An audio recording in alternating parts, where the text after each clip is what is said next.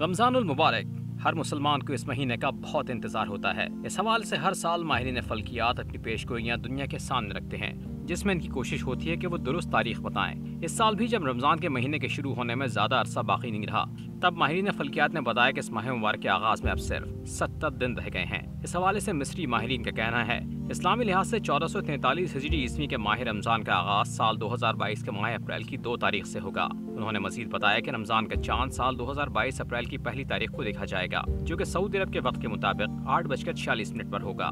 दूसरी जानिब मुत्तहदा अरब इमारात की वजारत साइंस और फल्कियात ने रमजानुल मुबारक और ईद उल फितर की तारीखों का ऐलान भी कर दिया है। यूएई माहिरीन के मुताबिक रमा हिजरी साल रमजानुल मुबारक 2 अप्रैल को शुरू होगा, जबकि ईद उल फितर 2 मई को होगी। Arab federation of space and फल्कियात साइंस के रुकन इब्राहिम अल जरवान ने पेशगोई की है कि रमजान हफ्ता 2 अप्रैल 2022 को शुरू होने की तवक्को है। माह रमजान के शुरू होने का हतमी ऐलान चांद देखने के बाद किया जाएगा। वाज़ेह रहे कि पाकिस्तान में रमजानुल मुबारक और ईद उल फितर की तारीख का ऐलान चांद की रुयत के बाद किया जाता है। मुमकिन तौर पर मुल्क भर में इस बार रोजे अप्रैल के आगाज और ईद उल फितर मई के आगाज में ही होगी।